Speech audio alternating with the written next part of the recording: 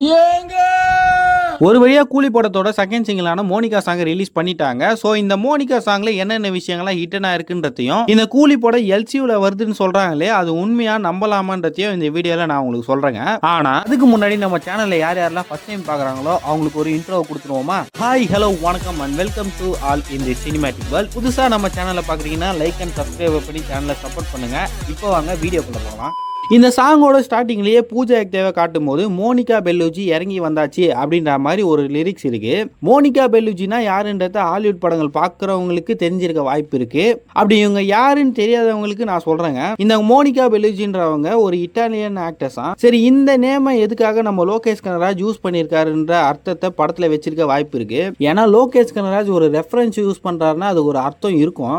இந்த set creations எல்லாம் பார்த்தா ஏதோ ஒரு செலிப்ரேஷன்ல இந்த மோனிகா சாங்கை பிளேஸ் பண்ணியிருக்க மாதிரி தான் தெரியுது. இந்த சீன்ஸ் எல்லாம் வச்சு பார்க்கும்போது ஆர்பார்ல நடக்கிற கல்யாணமா கூட இருக்கலாம்னு நினைக்கிறேன். ஆனா ஏதோ ஒரு செலிப்ரேஷன் நடக்குது. சோ டான்ஸ் ஆடி என்ஜாய் பண்றாங்க.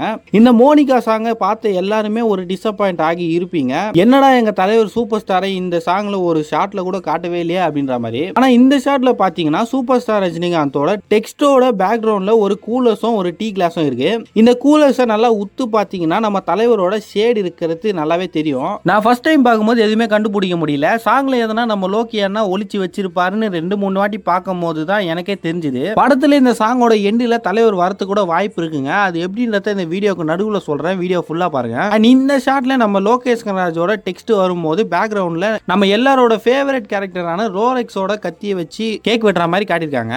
அண்ட் இந்த ஷாட்ல பாத்தீங்கன்னா சோபினோட லெஃப்ட் ஹேண்ட் சைட்லயும் அண்ட் ரைட் ஹேண்ட் சைட்லயும் கைதி படத்துல வர 2 கேரக்டர்ஸும் இருக்காங்க. அதாவது கைதி படத்துல வர போலீஸ் ஆபீசர் விஜய் கூட வேலை செய்யற கேரக்டரா இவரை காட்டியிருப்பாங்க. இந்த கேரக்டரை கைதியில நம்ம டில்லி கேரக்டரோட ஃபைட் பண்ணும்போது பார்த்திருப்போம். இன்னொரு பக்கம் நம்ம அமீர் கானோட கேரக்டர் போஸ்டரை வச்சு கூலி படம் எல்சியூல தான் வரப்போகுது அப்படின்ற மாதிரி இந்த சோசியல் மீடியாலாம் சொல்லிட்டு இருக்காங்க. நீங்க நம்ம சேனல்ல போட்ட அப்டேட் வீடியோ பார்த்துருந்தீங்கன்னா தெரிஞ்சிருக்கும். எப்படின்னா லியோ படத்துல தாஸ் அண்ட் கோன்ற ஃபேக்டரியில தான் எல்லாருமே வேலை செஞ்சுட்டு இருப்பாங்க. அந்த தாஸ் அண்ட் கோவோட லோகோவும் அமீர் கானோட போஸ்டர் லுக்குமே ஒரே மாதிரி இருக்க மாதிரி சொல்லிட்டு இருக்காங்க. அப்படின்னா இந்த கூலி படமும் கண்டிப்பா எல்சியூவா தான் இருக்கும்னு நீங்க நினைப்பீங்க. என்ன பொறுத்த வரைக்கும் இந்த கூலி படம் எல்சியூல வர வாய்ப்பு ரொம்ப கம்மியா தாங்க இருக்கு. ஏன்னா நம்ம லோக்கியானா இந்த கூலி படம் ஒரு ஸ்டாண்டலோன் ஃபிலிம்னு ஏற்கனவே ஸ்ட்ராங்கா ஸ்டார்டிங்ல இருந்தே சொல்லிட்டு இருக்காரு. லியோ படத்துக்குமே இந்த மாதிரி தான் படம் எல்சியூவா இல்லையான்ற மாதிரி ஒரு குழப்பத்திலேயே படத்தை பார்க்க வச்சிருந்தாங்க. கூலி படமும் எல்சியூல வந்தா நல்லா தான் இருக்கும். நம்மளுக்கு பிடிச்ச பெரிய தலைங்களை எல்லாம் ஒரே ஸ்கிரீன்ல பார்க்கலாம். எனக்கு என்னன்னா நம்ம எந்த எக்ஸ்பெக்டேஷனும் இல்லாம இருந்தா நல்லா இருக்கும் அப்படின்ற மாதிரி தோணுது. அண்ட் இந்த ஷாட்ல பாத்தீங்கன்னா நம்ம சோபின் கூட இருக்க இந்த 2 கேரக்டர்ஸுமே சீரியஸா இருக்க மாதிரி தான் காட்டியிருக்காங்க.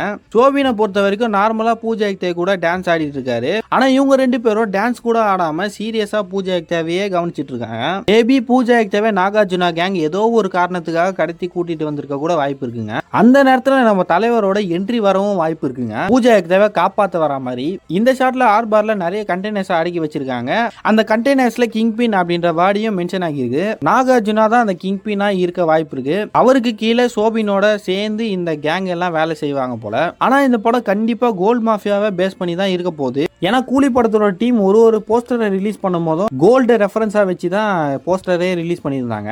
நம்ம ராக் ஸ்டார் அனி ப்ரோவை பத்தி சொல்லணும்னா காவாலா சாங்குக்கே டஃப் கொடுக்குற மாதிரி இந்த மோனிகா சாங்கை போட்டு தள்ளியிருக்காரு. நம்ம லோகேஷ் கனகராஜோட படங்கள்ல இந்த மாதிரி சாங்குக்கெல்லாம் இம்பார்ட்டன்ஸ் கொடுக்க மாட்டாரு. பட் எதுக்காக இந்த சாங்கை படத்துல வச்சிருக்காரு அப்படின்றத வெயிட் பண்ணி பார்ப்போம். அண்ட் சாங்ல இந்த ஒரு சீனை பார்த்துட்டு சோசியல் மீடியால எல்லாம் இந்த எமோஜியோட ரியல் கேரக்டர்னு சொல்லிட்டு இருக்காங்க. பார்க்க என்னவோ அப்படிதான் இருக்கு. கொரியோகிராஃபியை பொறுத்த வரைக்கும் சாண்டி மாஸ்டர் சூப்பராகவே கொரியோகிராஃபி பண்ணியிருக்காரு.